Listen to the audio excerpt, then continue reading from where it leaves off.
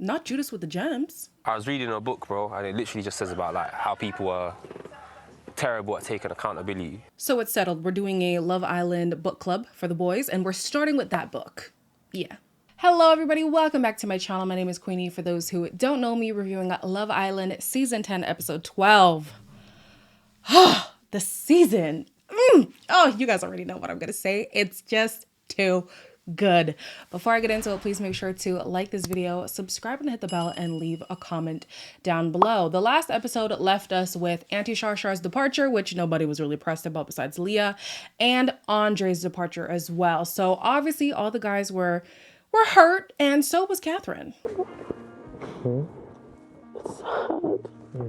It's never easy, you know? Everyone's developed friendships, close relationships. If I'd went through your situation, my head wouldn't be straight having this conversation now, so I'm not even gonna try. Just let you sleep on it, and then we do get along. So I was like 50-50. Like I just didn't know. I know. I completely understand. That didn't last long. It didn't last long. The hurt didn't last long. I'll tell you that for free. But yeah, I don't know. I'm indifferent. I know on Discord on Friday we were talking about like, dang, should Andre have gone, whatever. And a lot of people feel like, you know, he was gypped. I don't feel like he was, to be honest. If we're taking in everything that Catherine says about their relationship, then you realize that there wasn't an equal reciprocation of energy here. He feels like they divulged a lot and they had a real strong bond and whatnot. That's what he said in an exit interview. Whereas she was very open and she's like, I want him to be open too. And even in this conversation with Scott, she's talking about, she was 50-50 on him leaving. And I'm just like, yeah, he was the guy to go. Judas being in the bottom has given him this revelation. And now things have solidified between him and Molly. I don't actually know what I'd do. Like genuinely, like I was shocked with how much is in my head. This is my biggest eye opener towards it. I was honestly just thinking about you. It's in my head a lot. I'm not gonna lie to you guys. I see it. I do. I see it. I do. I see it. I do. I do. And also, what I see as well is Meddi and Whitney. I know y'all don't want to rock with them, but I see it. Whitney, where's Catherine? Is she not with Scott? Terrace already? You didn't take me to the terrace. Listen, I'm going to stay Delulu for my queen for as long as possible. If she wants to hop to another man, I'm going to hop over to that man too. But for right now, she feeling Meddi, so I'm going to rock with Meddi. Now, a couple that I don't see, Sammy and Jess. And it upsets me to the core that Jess won't pie this guy off. Like, girl, no. I didn't care about, like, if Leah was sent home. Like, all I was thinking about stood there was sort of like, if I was going to be about you, do you know what I mean? Leah's not a competition or anything. It's just, yeah. Thanks. That was nice. This man literally the night before just finished saying how he was this close to leaning in and kissing Leah when what's her name was away, right? But now all of a sudden, seeing that Leah was on the bottom and so was he, Jess was nowhere near the bottom, Leah's a non-factor. Leah is a non-factor. It's like she wasn't even in the running whatsoever. Really, Sammy? That's the narrative we're gonna run with? Okay, I find that convenient. And so does Ellen. We're going to get to that in a minute. I missed the morning debrief. However, shortly after, Catherine and Scott are having yet another chat, y'all. But because I've been moving around so much and playing football, like I've never really just had it in my head, right, I want a girlfriend right now. I've just been ready for it. I actually haven't had like a proper relationship because I'm not going to count like situationships, but like there's situationships that last like 2 years or like a year. When am I going to get my massage? Soon. You want it now? Stop. Ooh. Oh my gosh. Practicing. Ew, who you been practicing on? I knew you were going to ask that. Like, who you been practicing on? I don't know. Okay, so my attention was a little bit split. Was Catherine saying she's into situationships because commitment is like hard, essentially? Commitment is hard. You know, you don't want to get your heart broken. Love is a risk, all that stuff we know. But I'm just like, girl, don't let me find out you love a situationship, girl. Don't let me find out you are just like Ty. Oh, God of mercy. I'm gonna have to watch it back, but I feel like that's what she said. Also, there were some moments between Whitney and Meddi. And listen. However you feel is clearly not how that girl feel, because there is something in her heart that tingles for Meddi. Y'all can fight it all you want. And maybe they'll end up just being friends. But as of right now, there's something in there. There's something in there that beats for Meddi. Let's not pretend like y'all don't see it. As we know, Scott is keen on Catherine and Leah, but a third option is Ella if she allows him, to get to know her. No, I'm thinking Catherine's right up there alongside Leah, and They're both very, very different. but obviously, like, the elephant in the room is you've got like a massive thing with Ty at the moment. Do you know what I mean? Oh shit! Can't be that much into me though. That's what I'm saying. That's what I'm saying. No, she is. She is. Saying bare smiles though. Ella's chatting to Scott, and if I'm being honest, I'm not really liking it still, I'll be real. But everything's just pissing me off. Feel pressed. Yeah. Like, I'm so sorry. I have no sympathy for Tariq whatsoever, especially because Ella has not been disrespectful at all. Can we say that Tariq was being disrespectful? Not necessarily, but he was kind of flaunting his connection with Leah, not in Ella's face, but around the villa. And so you don't see this girl asking the man to twirl and do all that business. She's not laughing loud on purpose. So, like, Tariq, yeah. Have a taste of your own medicine. And what irritates me is he reminds me of the men who... This is so bad because I already said Ella's the type of girl who's going to blame the girl for the cheating instead of her man. And then you have Tariq, who is going to do a lot of cheating, but then be upset when the girl cheats one time. Doesn't even have to cheat. Just pays a man more attention than what he's comfortable with. Like, Tariq, sweetie, your age is showing, and it's sad. It is sad because I really do want to like you, but I'm like, if you're going to talk about it, be about it. And you're here talking about, oh, I'm open. She could be open. She could do what she wants. Okay, then let her do that. So now it's time for Honesty Hour. And what we know about this cast, they're going to be honest. Sammy, have you spoke to Leah today? No, I'm not allowed. I reckon you and Leah are better suited to be fair. I think it's convenient that now you're sure about Jess after you saw Leah was vulnerable. I think you're just trying to Scott to wham me up and do tit for tat. That's what I think, but it's fair enough. You can knock yourself out. If I wanted to do the tit for tat, you'd see me get up right now and go and say, oh, can I If chat you've to got you? the problem, speak to him. Don't speak to her because she's not the problem. Of the points that were said in Honesty Hour, I don't think Ella is winding Ty up on purpose. I really don't think so. Tariq he underestimates the feelings that he has for Ella, and it's like he's fighting his nature, I guess you could say, which is to just be a player, or not even be a player, but play the field. You know what I mean? Just put yourself out there, no commitment, who cares, whatnot. And so his connection with Ella is really taking him off guard, and it's like, that's okay. That's okay to admit that, but like to pigeonhole her and to accuse her of things that she's not doing, I don't like that. The accusation that I do believe was Ella telling Sammy that he's basically opportunistic. Excuse me. And he did pick Jess out of convenience. I think on top of being in the bottom, he does know that his chances are better with Jess because she's more smitten with him than Leah is. That's just the honest truth. I don't know if he's that calculated, but as an onlooker, I would perceive it the same way that Ella did. All right, so we get a text about the recoupling, and I'm going to talk about the order I would have rather it gone in after I say what happened, okay? Never seen a day recoupling. Has it happened before? If it has, I forgot.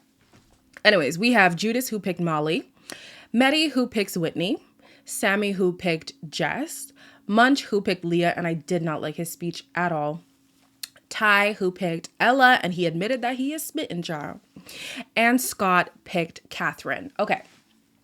I feel like Munch and Scott should have been earlier in the picking, okay? It's okay for Meddi to go first because we know who he's going to pick. It's okay for Ty. It's okay for Judas. But, oh, is it okay for Ty? Okay, so how would I have had it? Meddi, because we know that's a sure thing. Judas, because we know that's a sure thing. And then maybe Scott, and then Munch. Because Scott has options between Leah, a little bit of Molly, but I'm pretty sure he knows that she's closed off, Leah, Catherine, and Ella. So that would have been interesting.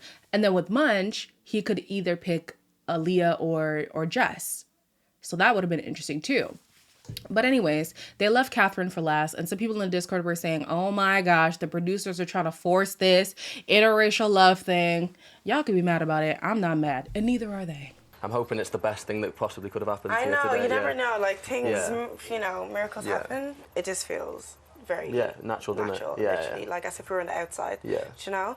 Listen, I'm okay with her giving it a chance, honestly. I don't see any red flags with Scott, other than the fact that a lot of us have trauma from Judas, and the only thing that they share is the fact that they are Caucasian men. Like, okay, it's not everybody who's opportunistic, all right? They're not all Sammy. I think that there's an opportunity here, and I would like to see where it goes. Leah is upset after the recoupling, and at first I thought it had to do with Munch's speech, but no. It actually had to do with Sammy's. Yeah, we've had a little test. I was a bit like, sorry, but like since like he's come and pulled me for every single chat, like how are you going to be that flirty with me and say all that stuff and then just stand there and just call me a test? Like, I'm a human. She's not wrong. She's not wrong. If you watch back the conversation between her and Sammy, he was definitely the aggressor. He was the one taking her for the majority of the chats, and he was being flirty. And like I said, he had just finished oh, did I say it on here or did I say it on TikTok? Anyways, he had just finished saying a few days ago that the conversation was so intense that he could have leaned in and kissed her, honestly. So for her to be blindsided, I completely see why. I completely see why. And him choosing to go all in on Jess and not entertain Leah anymore was something that it seems like she didn't know about. So he could have been more transparent with where his head was at. But the long and short of it is that I don't blame her for thinking that there was more there than he then presented at the recoupling. In the evening, this is where we might have some difference of opinion in the comments, but we're going to sit here for a moment, okay? At first, when Meddi was confronting Whitney, I was like, damn it, Meddi, what the... Every time I want to root for you, you ruin it. But guys... if you listen to the whole conversation and we dissect it as adults, I don't think Meddi was in the wrong. When I was giving the speech, we were giggling. That's, to me, disrespectful. I didn't know how to react. So when I don't know how to react, I laugh it off, like, you know? Okay. We're so opposite, but then we're so the same. It's weird, but yeah. So here's the thing. I have been with somebody who took serious moments like, obviously I haven't been in a recoupling, but serious moments like this and would laugh. And it's not necessarily that they made a joke out of it, but they also didn't know how to have a serious conversation. They would laugh things off in order to get the heat off of them, right? And sometimes it wasn't even heat. Sometimes it was actually affection, and they would still laugh. So as the person who is receiving the laughter, it does feel like disrespect. It does feel like disrespect. I feel like he could have worked on his tone a little bit. His tone was doing a bit much. But I see where he's coming from. It can be perceived as disrespect. And really, if I'm understanding this correctly, it seems like Whitney is smitten by him and she doesn't know how to process these feelings. So it comes out as nervous laughter. And so in this conversation, she's saying like the affection thing, like, are you more affectionate? Because I'm used to being more full on and this is not that. So I'm like, guys, I think she likes the man. Like, I think she likes the man for real, for real. And so if we're being honest, I do think that his tone could have been better. The way that he talks to her, sometimes I'm just like, I hope this is a language barrier thing or a cultural difference thing, because me personally, I would bite back. I really would bite back. However, at the root of their conversation, if you are in a relationship or you're working towards a relationship, you do have to teach people how to love you. You're two strangers coming together. They don't know you. You don't know them. So if I see something as you constantly laughing in serious moments as disrespect, I do have to make it known. Otherwise, if I'm silent about it, there is resentment that builds. And at the end of the day, we're going to end up having a fight over something that you didn't even know was an issue because I, the person who was irritated, didn't address it.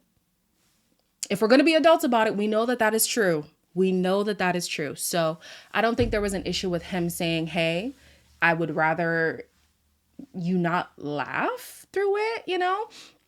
And if Whitney is really feeling the man, girl, just tell him.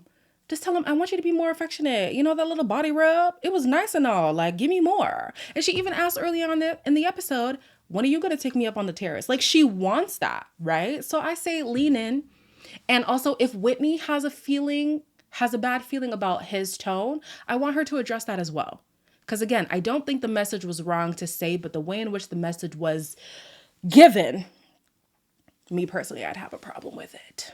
Leah is obviously still upset at the fact that Sammy referred to her as a test, so she takes the time to get it off her chest. I'm a human. I have feelings. Yeah, I'm sure you do, but at the end of the day, it's not my problem. I've been honest with everyone. Tell me what I've done wrong. The way you've made me feel is what you've done wrong. Because I wanted to explore you, and I give you 100%, and at the end of the day, I prefer Jess.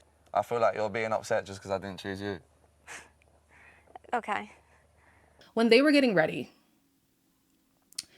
Ty and Sammy were on the same bed, and they were talking about how it's hard for them to shut off the flirtiness with Leah.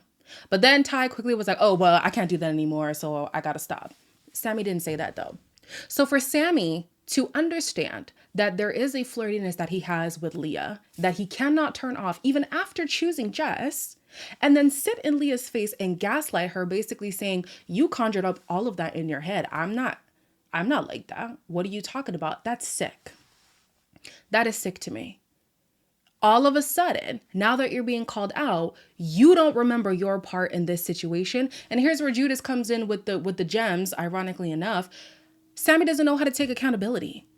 And accountability is hard because we have to realize sometimes we are the villain in someone else's story. And in my world, I'm perfect. So how dare you tell me I'm not perfect? And essentially that's what Sammy was facing. He could not handle being called out because it made him look like a bad person. And essentially, no, you're not a bad person, but you're handling things badly.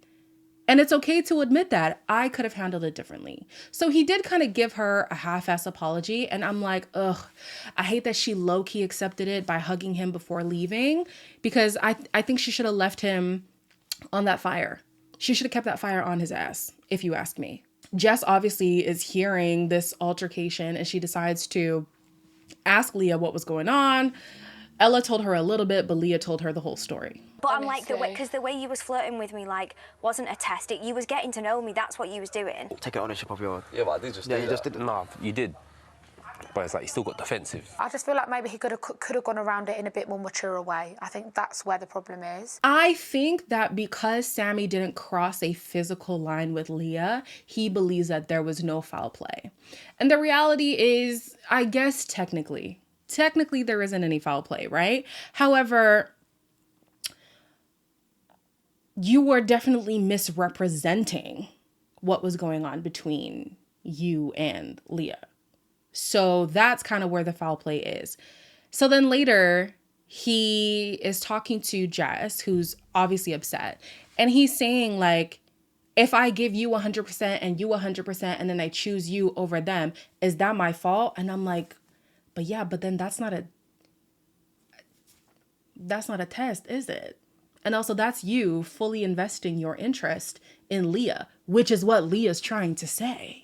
Everyone's making me out to look like a dickhead when I've given a girl a chance that I thought there was a potential with, and at the end of the day, I want you more, and she's upset about that fact. 3 days ago, like, you said to me, like, she's a nice girl, but she doesn't make me laugh, so I don't see Exactly. it going nowhere. But then you're still flirting with her days after. I tried to get to know a girl, I give her my 100%, and I prefer you. How is that leading someone on? You were in the bottom already. You will find yourself in the bottom again, but this time, your bags will be packed, and you will be rolling them out of this villa. Don't try it. Don't try it. Because now he's getting sassy with Jess, and that don't vibe with me. It didn't vibe with me when he was getting sassy with Leah either. Actually, it didn't even vibe with me when he came in, period. I don't like this man. I do not like him.